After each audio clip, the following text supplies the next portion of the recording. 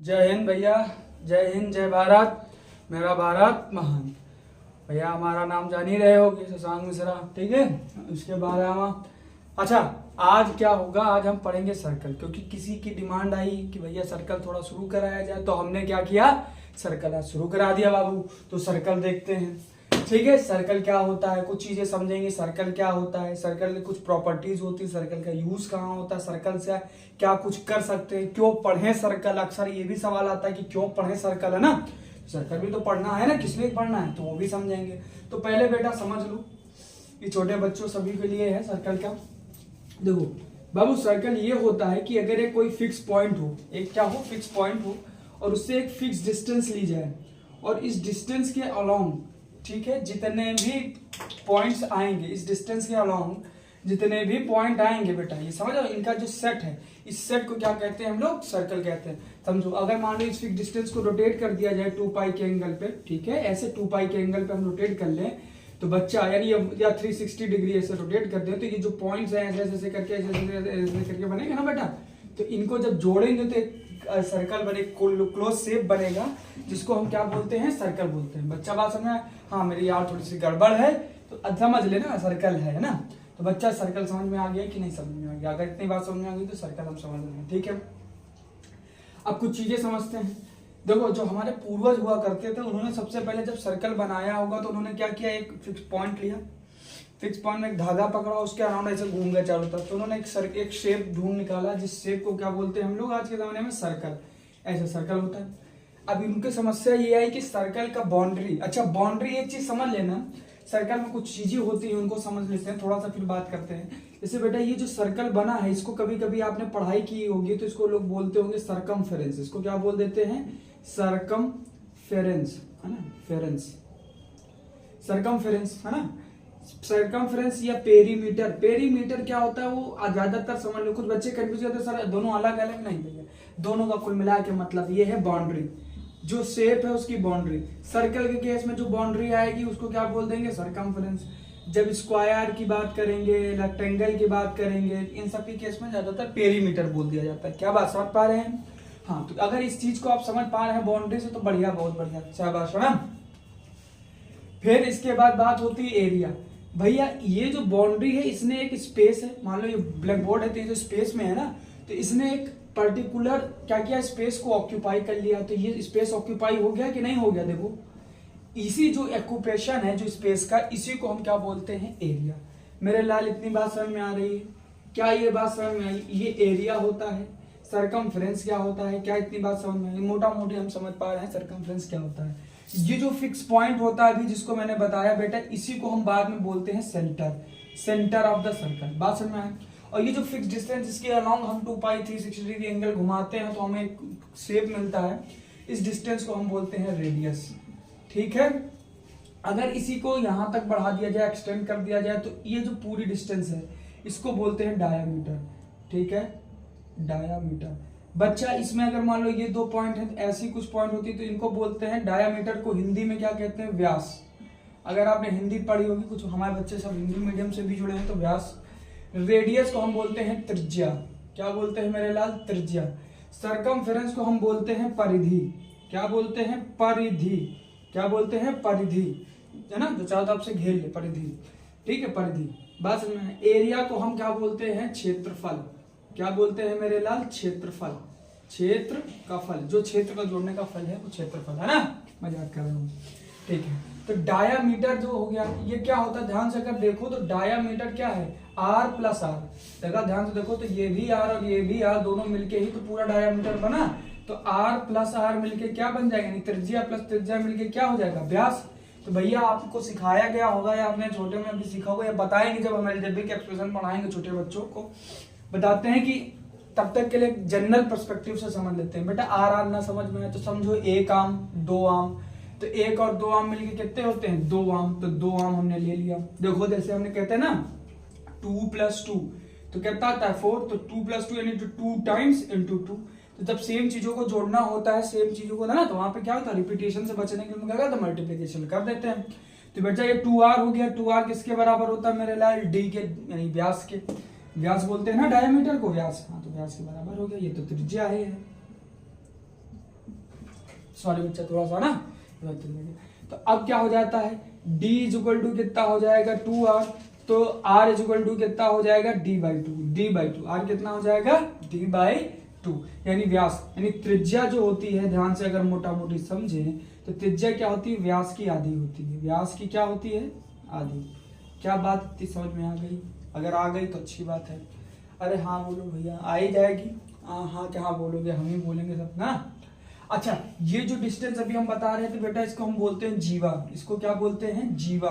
हिंदी में जीवा बोलते हैं, इंग्लिश में कॉर्ड बोलते हैं, ठीक। और जो बिगेस्ट कॉर्ड होती है पूरे सर्कल की, वो कौन होती है मेरे लाल, बिगेस्ट कॉर्ड कौन होती है, सबसे बड़ी, ठीक है। लार्जेस्ट बात कर लो, है ना, जैसे भी कहना चाहो कह लो भैया, इंग्लिश मीडियम, है ना। तो इसका ये कौन होती है कॉर्ड, ये होती है हमारी डायामीटर। क्या होती है हमारे बच्चे, है ना। बेसिक्स टू एडवांस चलेंगे, एकदम से थोड़ी एडवांस भाग जाएंगे, है ना। तो डायामीटर होती है। क्या बात समझ में आ गई? अरे हाँ बोलो भाई, आ गई तो आ गई, अच्छी बात है। अच्छा, एक पॉइंट का एक अक्सर क्वेश्चन पूछा जाता है कि सेंटर से कितनी वो पास हो सकती है डायामीटर, तो अनंत हो सकती है, जितना मन चाहो उतना पास करो, है ना भैया। ये पॉइंट है, पॉइंट में ये सर्कल है, इसमें कितनी भी पास करा दो, ऐसे सेंटर ऐसे से जितनी चाहो उतनी पास कराओ, खींचते रहो, है ना। ये एक बढ़िया क्वेश्चन है, ये कभी पूछा जाता है, स्कूल में पूछ दे, है ना। पता चला कहीं कितने पढ़ के आए, कहीं कहीं 7 दर्जा पास हो के आए सर, यानी 7 पास कर लिया, 8th में माँ साहब पूछ लेंगे बेटा ये क्या है, बता ही नहीं पा रहे हैं बेटा, बेटा कह रहे हैं अरे पता नहीं क्या है ना। तो बात समझ पा रहे हो कि नहीं समझ पा रहे हो, है ना। ठीक है बच्चा, इतनी बात समझ में आ गई, रेडियस समझ में आ गया, डायामीटर समझ में आ गया, कॉर्ड समझ में आ गया, है ना। आगे बढ़ेंगे तो बहुत चीजें होती है, टेंजेंट होता है ना, टेंजेंट भी होता है, तमाम चीजें होती है ना। ठीक है, खैर आगे बढ़ते हैं, उसको भी बेसिक में रहते हैं। इतनी बात समझ में आई तो कुछ चीजें समझ में आ गई हो, अगर कॉर्ड में तो कुछ चीजें लिख लेते हैं, इसको पेपर पैटर्न में लिख दिया जाए क्या। तो पहले सबसे पहले क्या करना, इसको नोट करना, सरकमफ्रेंस क्या के बाउंड्री लिख लेना, पहली चीज तो ये नोट कर लेना, ठीक। उसके बाद ये बना लेना बाबू, ये दूसरा ग्राफ बना लेना, इसको यहाँ पर ऐसे ये लिख लेना, ठीक। तीसरे नंबर पे यहाँ पे ये देखना बाय द फिगर, यानी फिगर लिखना चित्र के द्वारा, ये लिख के यहाँ से यहाँ तक इसको कर लेना, ठीक है। मैंने बता दिया, 2 मिनट के लिए मैं हट जाता हूँ, जिसको लिख लूँ।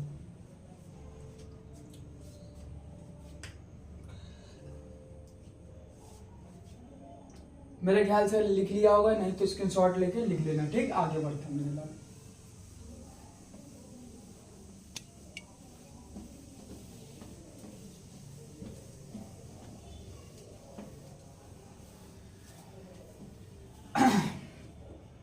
अब बात करते हैं सर्कल में क्या क्या आता है। एरिया आया, सरकमफ्रेंस आया, तो कुछ लोग कहेंगे सरकमफ्रेंस क्या होता है, कैसे निकालेंगे सरकमफ्रेंस, है ना। सबसे पहले तो सवाल हमारे पूर्वजों के दिमाग में भी तो आया होगा, एरिया कैसे निकालेंगे बाबू, है ना। एरिया कैसे निकालेंगे, सरकमफ्रेंस कैसे निकालेंगे, है ना। देखो व्यास तो हमने निकाल लिया इजीली भाई, 2 टाइम्स कर दिया, यानी और डायमीटर 2 टाइम्स कर दिया आर से रेडियस से, तो आ गया हमारे पास। पर हम सरकमफ्रेंस कैसे निकालें, बड़ी समस्या क्या हो जाती है, बड़ी समस्या।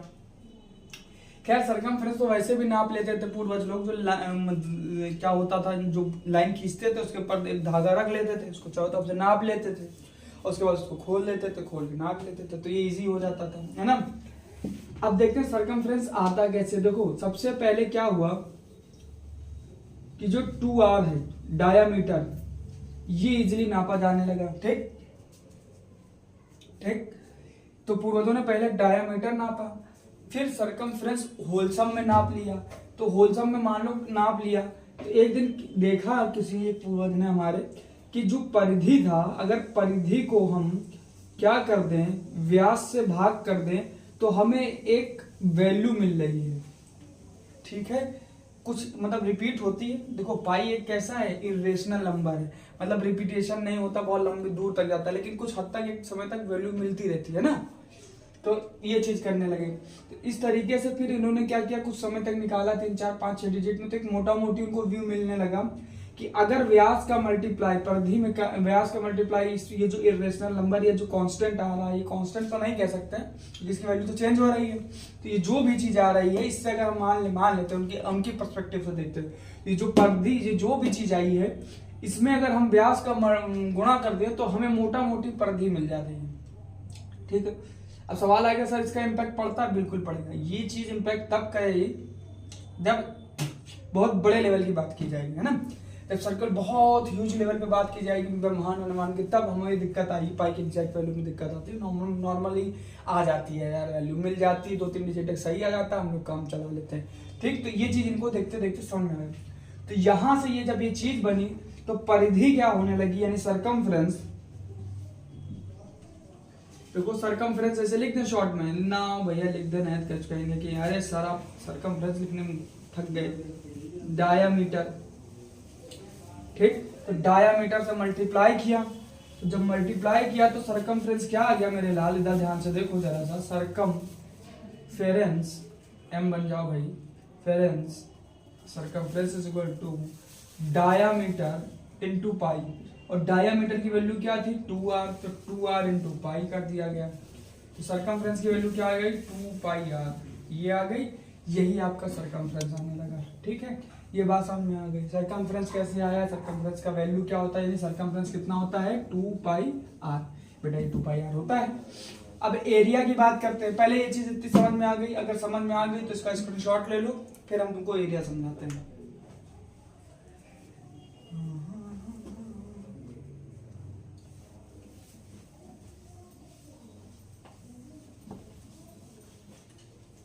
देखो बाबू, ये मान लो सर्कल था, ठीक।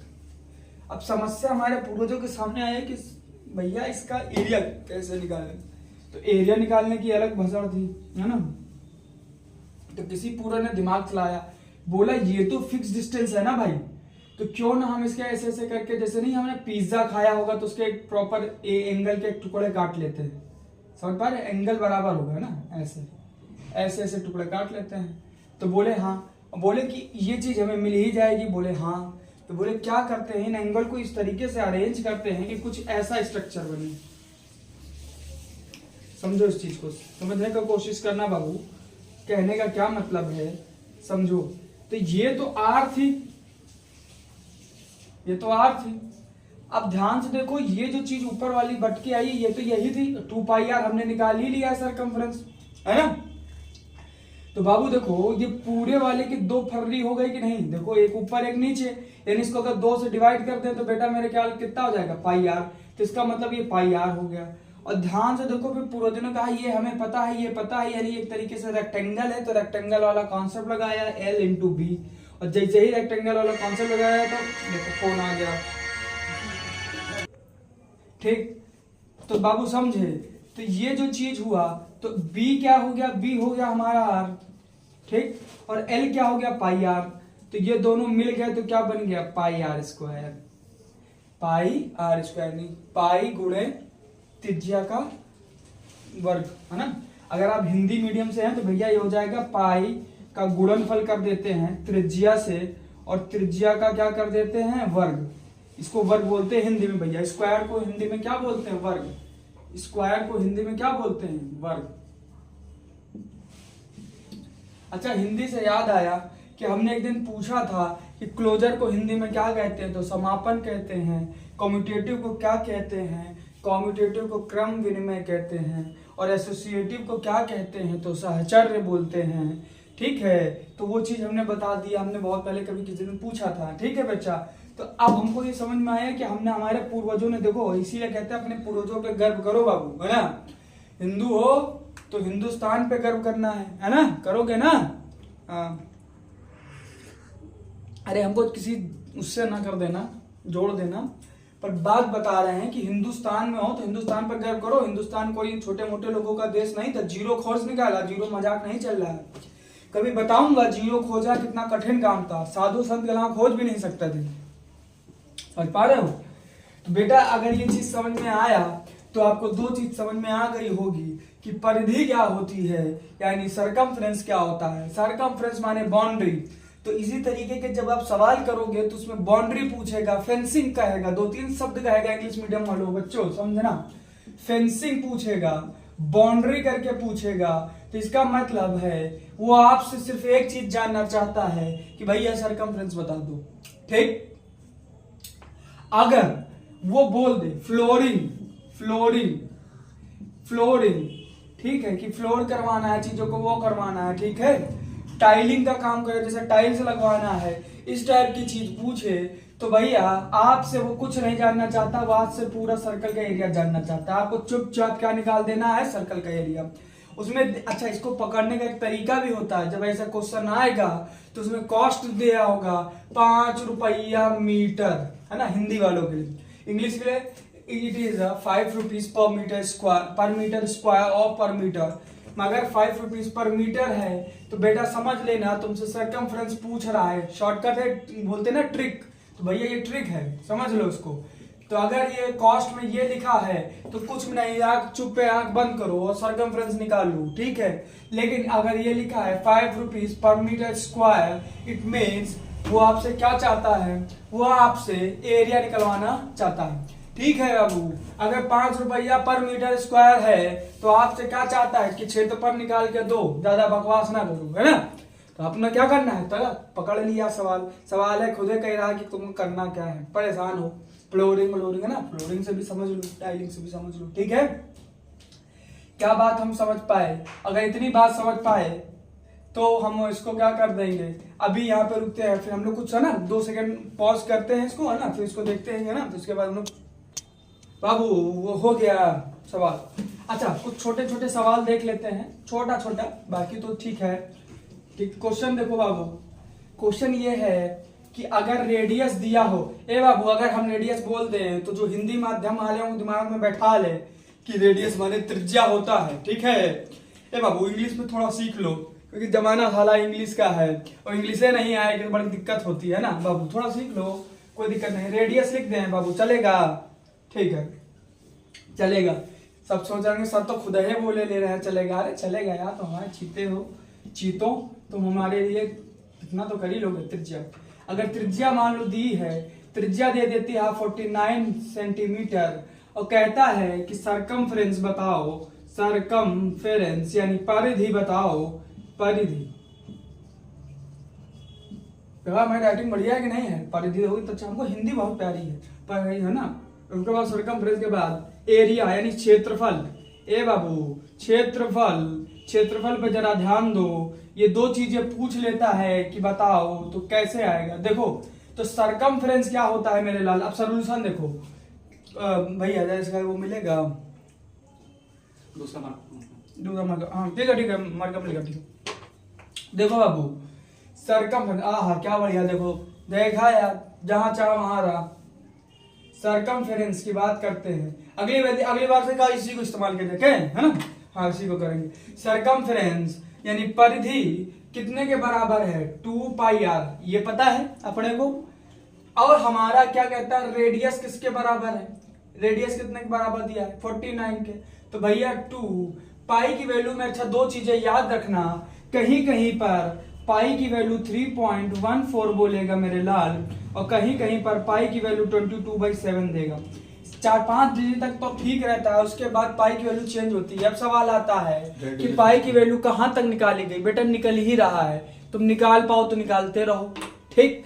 तो पाई की लेकिन हम 4-5 वैल्यू लेते हैं, 4-5 डिजिट या 2-3 डिजिट तक कॉमन हमारा काम चल जाता है। और ऑलमोस्ट हमें जो भौतिक समाज में, भौतिक वर्ल्ड में चाहिए था, यानी फिजिकल वर्ल्ड में जितना होना था वो मिल जाता है, तो हम ज्यादा परेशान नहीं होते हैं, ठीक है। 3.14 22/7। अब ध्यान से पूछ रहा हूं एक सवाल सिंपल सा, बाबू ये ले कि ये ले, तो जो समझदार होगा वो कहेगा 7 और 49, क्यों ना हम 7 ले लें, तो हम भी समझदार हैं, हम गधे थोड़ी हैं, हम लोग भी तो समझदार हैं, 22/7 ले लिया। और r क्या है 49, तो 7 1 जा 7, 7 7 जा 49, तो बेटा ये आ गया 14, ये 22। समझ पा रहे हो? देखो ये याद करो, हमने सिखाया था कि मल्टीप्लिकेशन में क्या होता है, एसोसिएटिव प्रॉपर्टी होल्ड कर जाती है, यानी a को b से करें या c से a को कर लें, कोई फर्क नहीं पड़ता अगर एसोसिएटिव याद आ रहा है तो। अब 14 से मल्टीप्लाई करते हैं, समझदार इंसान हो तो 14 को ऊपर लिखो, 22 को नीचे लिखो, सिंपल सा बात है। 28 28 ऐसे, 28 28 करने की भी जरूरत नहीं, सीधा 8 2 10। अब मैं चाहता तो सीधे लिख देता, मुजबानी कर लोगे, बस थोड़ा सा दिमाग लगाओ, मैथ्स में ये भी हो जाएगा, ठीक है। तो 308 क्या आ गया बाबू, हमने 2 पाई r निकाला, यानी सेंटीमीटर आएगा कि सेंटीमीटर स्क्वायर। बाउंड्री है यानी लेंथ है, और लेंथ होगा तो सिर्फ सेंटीमीटर में आएगा, और अगर एरिया होगा तो सेंटीमीटर स्क्वायर, है ना। याद करो यार, इंटू भी पाई आर इंटू आर, है ना ये बात। बच्चा अगर इतनी बात समझ में आ गई तो इसको नोट करो, और इसके बाद एरिया में फोकस करो। एरिया की बात करते हैं यानी क्षेत्रफल। परिधि लिखे दे रहा हूं मैं, परिधि। अरे यार फेंक लो धी धा, है ना। गाना एक हमको याद आ गया, धा धी धा से। छोड़ो तुम लोग गाना कहाँ सुनोगे, तुम बहुत नालायक हो। नहीं अच्छे बच्चे हो यार, हम बहुत नालायक थे, गाना बहुत सुनते थे। एक गाना हमको याद आ रहा है, क्या गाना था उसके बोल देखो भूल रहे हैं फिर से। चलो अभी पढ़ लेते हैं फिर करते हैं, नहीं तो तुम लोग गाना सुनने लगोगे ज्यादा। मास्टर हैं कोई गवैया थोड़ो हैं, है ना। इधर देखो बाबू, इसका हमने बताया था पाई आर स्क्वायर। तो अगर याद करो तो पाई गुणे आर स्क्वायर यानी त्रिज्या का स्क्वायर।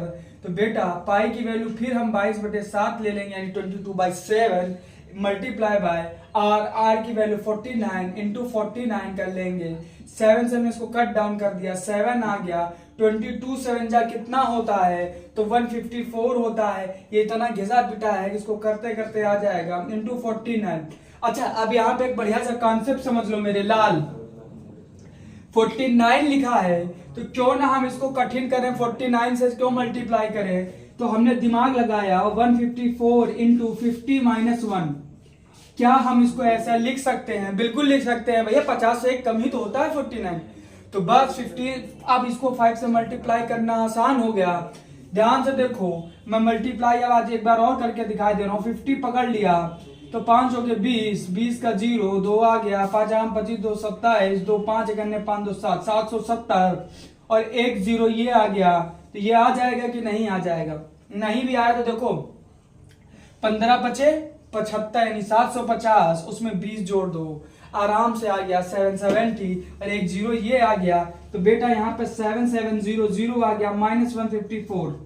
अब बहुतों से ये भी नहीं होगा तो एक और तरतीब सीखो मेरे लाल, इसको मिटा मिटा ही देते हैं। तुम लोग कहाँ सीखोगे, है ना, इसको मिटा देते हैं बेटा, ठीक है। अब देखो क्या लिखा है, 7700 सब्ट्रैक्ट करना बड़ी समस्या है, आ ही नहीं रहा है। तो दोनों से -1 कम कर दो, एक इससे कम कर दो, एक इससे कम कर दो, तो ये हो जाएगा 77699, एक कम हो जाएगा ना, 700 से कम करोगे एक कम तो 699, और इससे एक कम कर दोगे तो 153। अब आराम से हो गया। अब तो हलवा जैसा है, बस 6 लिखो यहाँ पर, यहाँ लिखो 4, यहाँ लिखो कितना 5, यहाँ लिखो 7, आ गया जी। बस यही आपका आंसर है और यही आपका आंसर है मेरे लाल। देखो उसमें 2-3 चीजें आपको समझाई कि अगर आप, अच्छा ये बताऊंगा कि ये क्यों हुआ है, क्योंकि ये मल्टीप्लिकेशन की एक प्रॉपर्टी होती है जिसको बोलते हैं डिस्ट्रीब्यूटिव प्रॉपर्टी, इसी को बोलते हैं वितरणात्मक नियम। तो वो लगा दिया और वो लगा देंगे तो ये ऐसे हो जाएगा। फिर यहाँ पे छोटे बच्चों को दिक्कत होती, 0 माइनस में गड़बड़ कर देते हैं। तो भैया दिमाग लगाने का, दोनों से एक एक कम कर दो, कम कर दिया, एक दोनों से एक कम हुआ तो कोई फर्क नहीं पड़ेगा, तो दोनों में कम कर दिया। देखो 2 बढ़िया शानदार चीजें बता दी है ना, ट्रिक है ना, बढ़िया फटाफट कर कैलकुलेशन करना है। और जब भी कोई ऐसा मल्टीप्लाई आ जाए, जब जैसे मान लो आ जाता है 34 इंटू 22 या 88 आ जाए, तो हमेशा क्या करना है, 88 इंटू 34 ना करने लगना नालायको, चुपचाप इसको करना, 8 से लिख लेना। ध्यान से देखो 8 3 जा 24 यानी 240, 8 4 जा 32 यानी इसको जोड़ लिया 272 क्या बढ़िया चीज है। ये देखो आ गया आंसर, ठीक। अरे आ गया ना बाबू, ऐसा ही करना है। गणित माने कुछ नहीं, गणित माने चेस का गेम, जितना आएगा, जितना प्रैक्टिस करोगे उतनी जल्दी सामने वाले की रानी मारोगे, ठीक है। हाँ मास्टर होता है, वो चाल चलता है, क्वेश्चन दे देता, कहता चलो मेरी चाल अब करके दिखाओ मेरे लाल। फिर तुम क्या कहते हो, हे राम मैं पगला गया। फिर तुम्हारे मन से अच्छा वो सुना, हाँ इससे अच्छा याद आया। फिर लड़के कहेंगे हे प्रभु, हे हरि राम, हे कृष्ण प्रेमान जगन्नाथ प्रेमानंद। ये क्या हुआ, गले तक जान आ गई हमारी। ये सारा सवाल है कि क्या है ना। और वैसे तुम कुछ और कहने वाले थे, तो समझ लो है ना। तो ये परेशानी नहीं होगी, कैलकुलेशन बढ़िया रहेगा तो मेंसुरेशन में बहुत मजा आएगा, सर्कल वर्कल सब करने में मजा आएगा। ठीक है, तो ये सवाल समझ लिया। एक छोटा सा चीज एक और समझा देते हैं और उसके बाद फिर हम ना क्लास को विराम देते हैं, क्योंकि ऊब गए होंगे, छोटे बच्चे हैं, सब ऊब जाते हैं जल्दी जल्दी। बेटा एक दूसरी चीज देखो मेरे लाल, इधर देखो मेरे लाल, देखो अगर मैं आपसे कहूं सरकमफ्रेंस किसी चीज का दिया हुआ है, फर्ज करो आपको सरकमफेरेंस दिया है, सरकमफेरेंस दिया है जो कि है 154 सेंटीमीटर। अरे भैया सेंटीमीटर ही होगा ना, हाँ होगा, क्योंकि लेंथ है बाबू। सरकमफ्रेंस क्या होती है, बाउंड्री, यानी ये लेंथ ही तो होती है ना जी, तो सेंटीमीटर में होगा। हमसे कह रहा है बाबू डायामीटर बता दो, क्या कह रहा है, डायामीटर बता दो, यानी व्यास, डायामीटर परिधि दी है, कह रहा व्यास बताओ, बड़े भारी खिलाड़ी हो तो बताओ। तो हमें पता है, अच्छा व्यास और डायामीटर में भी सब, परिधि और डायामीटर में भी संबंध है, दोनों बता देंगे लगे हाथ। इसको दो तरीके से कर देते हैं। ठीक है, ध्यान से देखो, सबसे पहले हमें 2πr पता है, 2πr क्या होता है, सरकमफेरेंस होता है। ध्यान से देखना मेरे लाल, एक बहुत प्यारी चीज बताने जा रहे हैं, circumference is equal to 2πr, और हमें पता है सरकमफ्रेंस कितना दिया है क्वेश्चन में, 154। और अगर ये भी सरकमफ्रेंस है और ये भी सरकमफ्रेंस है तो साला बराबर तो हो ही जाएगा। अरे गुस्साना मत, बहुत साला is not a visual language है ना, जस्ट जोकिंग है ना। तो बच्चा ये भी और ये भी बराबर, दोनों ही तो सरकमफ्रेंस हैं, और जब दोनों ही सरकमफ्रेंस है दोनों को हर हाल में बराबर होना पड़ेगा। कर दिया बराबर, क्या दिक्कत आ रही है, कोई दिक्कत नहीं है। अब इसमें देखो जब ये बराबर हो गया तो 2πr बराबर 154 सेंटीमीटर। ठीक है, अच्छा एक चीज और सिखाते हैं, 154 सेंटीमीटर को अगर मीटर में चेंज करना हो या इसमें चेंज करना हो तो इसके लिए सिंपल सा लॉजिक है, 154 इंटू 1 सेंटीमीटर कर लो, 1 सेंटीमीटर की जगह जो वैल्यू रखना हो रख लो। आए ये क्या चीज है, अरे भैया एक एक के 100 सिक्का लो या 100 की पूरी एक नोट लो, वैल्यू उतना ही आएगा, गणित ऐसे ही चलती है। तो ये एक एक का सिक्का ले लिया 154 बार, 154 सेंटीमीटर, और एक के सेंटीमीटर की जो वैल्यू दे दे कि 1 सेंटीमीटर कितने के बराबर होता है, 1/100 मीटर के, है ना, मीटर से है ना 100 मीटर होता है। तो ऐसा यहाँ पे रख लिया, चेंज कर लेंगे मीटर में, है ना, क्या बढ़िया चीज है। तो अगर ये बात हमारी छोटे से खोपड़िया में भेजे में भेजा, जिसमें भेजे में भेजा वे क्या ऐसे ही है ना, भगवान ने भेजे में भेजा भेजा होगा, तो ये मेरी बात कहाँ भेजे में गई होगी। तो अब देखते हैं बाबू, 2 इंटू 22/7 इंटू आर बराबर 154 सेंटीमीटर। देखो देख लो बाबू, सब्सक्राइब कर देना चैनल को, शेयर वेयर कर देना, है ना। रोज रोज देखो बाबू नहीं कहेंगे, पर उम्मीद करते हैं कि मेहनत कर रहे हैं तो तुम्हें दिखेगा, तो तुम सब्सक्राइब शेयर वेयर कर देना, सबको बताना, है ना। नहीं तो भैया हमारी जॉब चली जाएगी। अरे मजाक कर रहे हैं मेरे लाल, इधर आओ, इधर देखो बेटा, अब ध्यान से देखो, ये दो वैल्यू है, आर यहाँ बेचारा अकेला है, हम चाहते हैं ये हट जाए, ये हम चाहते हैं कि हट जाए, तो क्या करें इस पहले। अच्छा कुछ लोग दो चीजें मेथड होते हैं, अगर आप थोड़ा पढ़े होंगे तो पता चलेगा, एक ट्रांसपोर्टेशन मेथड होता है, स्थानांतरण, एक होता है सिस्टमैटिक, यानी जो नियम से चल रहा है वैसे। अब सिंपल सी बात है, मैं आपको सिंपल लॉजिकल चीज बताऊंगा, ये दो हटाना हो तो क्या करें, 2 से यहां भाग कर दें, 2 से यहां भाग कर दें। ये 22 हटाना है तो 22 से यहां भाग कर दें, 22 से यहां भाग कर दें, दोनों साइड भाग कर दें। भैया इधर देखो, 2 बराबर 2, अगर इसको 2 से भाग किया, इसको भी 2 से भाग किया तो 1 बराबर 1, क्या फर्क पड़ा, कुछ नहीं पड़ा, दोनों बराबर हैं, समझ पा रहे हो, या फिर है ना, इसीलिए दोनों साइड करा जाता है। अब देखो ये 22 से 22 कट गया, 2 से 2 कट गया, यहाँ r/7 लिखा है, यहाँ 154 इंटू 2 इंटू 22 आ गया। अब हमें 7 हटाना है, ये तो भाग में है, तो भाग का उल्टा क्या होता है, गुणा, तो गुणा कर दिया, तो यहाँ पे भी गुणा करना पड़ेगा मेरे लाल, ये 7 हट गया। ठीक है, अब देखो r की वैल्यू कितनी आ जाएगी, 154, 2 इंटू 22 इंटू 7। बेटा अगर इससे इसको काटोगे, मुझे तो याद है, तुम्हें भी याद हो जाएगा समय के साथ, तो ये आ जाएगा r की वैल्यू 49/2। अगर 49/2 r आ गया है तो आपको पता होगा डायामीटर क्या होता है, 2 इंटू आर, है ना भैया। दो आर है ना, एक आम दो आम है ना, तो इसको करोगे 2 इंटू आर की वैल्यू 49/2 आ गया है मेरे लाल, तो ये कट गया और हमारा डायामीटर यानी व्यास कितना आ गया 49। ध्यान देना सेंटीमीटर को कोई छेड़खानी नहीं हुई, तो सेंटीमीटर तो रहेगा, बना रहेगा। ठीक है ए बाबू, ये नीचे वाला हिस्सा आ रहा है, अगर आ रहा हो तो ठीक है, नहीं तो यहाँ लिखे दे रहे हैं आर की वैल्यू कितना आई है यहाँ पे 49/2 सेंटीमीटर है ना बच्चा। तो ये चीज है, तो ये आ गया और डी हमारा निकल आया। क्या इतनी बात समझ आई? अच्छा, कुछ लोग यहाँ बड़ा कंफ्यूज हो जाएंगे कि ये क्या बकैती कर दी, तो ये समझाने के लिए है। कक्षा 5 का बच्चा पूछे भैया भैया भैया ये यहाँ पे कैसे आया, आपसे मैं बोल देता कि बेटा ये 2 ऊपर मल्टीप्लाई में है, इधर भेजोगे तो डिवाइड हो जाएगा, ये डिवाइड में है इधर जाएगा मल्टीप्लाई में हो जाएगा। तुम कहते ये तो ठीक है, पर ये साला आया कहाँ से? तो बाबू ये ऐसे आया। ठीक है, अब तुम्हारे पास जवाब है। अगर कक्षा 5 का बच्चा पूछ ले कि इधर को भेजा तो मल्टीप्लाई में ही क्यों गया, तो इसीलिए गया। ठीक है, अगर आ गया है तो ये आंसर हो गया। ये बात समझ पाए, सरकमफ्रेंस ये भी है और ये भी है, तो दोनों को बराबर होना पड़ेगा। इसी तरीके से एरिया निकाला जाएगा। ठीक, एक छोटा सा सवाल एरिया वाला दिए दे रहे हैं और बस इसके बाद जाओ घर, खाओ पियो मौज करो। और अब बाबू हर बार की तरह माता पिता के चरण छुओ, आशीर्वाद लो, क्योंकि उन्हीं का आशीर्वाद तुम्हारे जीवन को बनाएगा। ठीक है, ठीक है, इसको नोट कर लिए होगे? अरे नहीं किए होगे तो आगे पीछे देख लेना, कहीं स्क्रीनशॉट ले लेना। एरिया वाला एक सवाल ले लो मेरे लाल, एरिया वाला एक सवाल ले लो। सवाल कैसे लोगे समझो बात को। अरे भोलेनाथ, जान ले लिए तुम लोग यार। ठीक है,